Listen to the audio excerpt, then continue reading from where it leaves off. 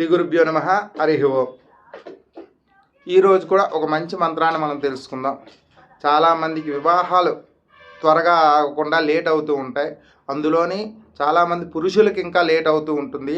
అలాంటి వాళ్ళందరి కోసం ఈ మంత్రం. ఈలోపు మీరు ఏం చేస్తారంటే వీడియోని లైక్ చేయండి, మా ఛానల్ సబ్స్క్రైబ్ చేసుకోండి. అలాగే ఈ వీడియో ఎవరికి అవసరం వాళ్ళకి షేర్ చేయండి. అదేవిధంగా మీరు ఏమనుకుంటున్నారో అది కామెంట్ చేయండి.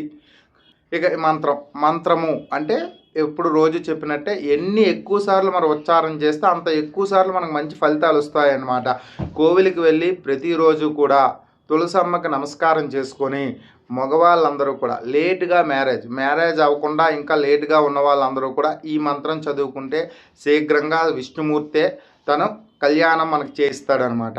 అదే విష్ణు కోవిల్లో కానీ అలాగే విష్ణు ఆలయాల్లో కానీ కళ్యాణాలు జరిగిన అలాగే రామ కళ్యాణాలు వచ్చేది శ్రీరామనవమి కాబట్టి రామ కళ్యాణాలు జరిగినా సరే మీరు అక్కడ వెళ్ళి పాల్గొని మీకు చేతనంత సహాయం చేయడం వల్ల కళ్యాణం ఇంకా ఎక్కువగా మీకు వేరంగా జరగడానికి అవకాశం ఉంటుంది.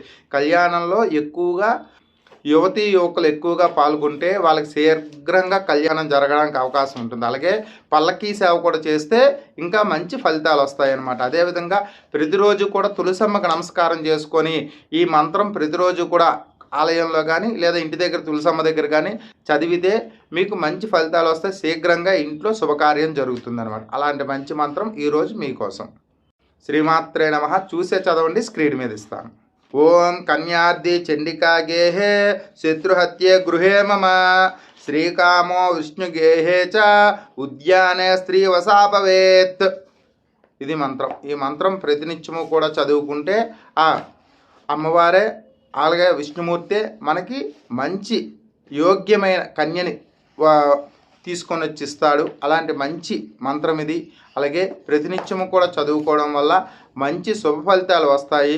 ఇంట్లో కళ్యాణం జరుగుతుందనమాట. అంటే కళ్యాణ యోగ్యత కలుగుతుంది. అంటే కళ్యాణము అంటే మరి ఇంకేం లేదు, శుభకార్యాలు జరగడం. మన ఇంట్లో మంచి శుభకార్యాలు జరుగుతాయి అన్నమాట. అలాంటి మంత్రం మరోసారి మీకోసం. ఓం కన్యార్ది చండికా గేహే శత్రుహత్యే గృహే మమ శ్రీకామో విష్ణు గేహే చ ఉద్యాన స్త్రీ వసే భవేత్.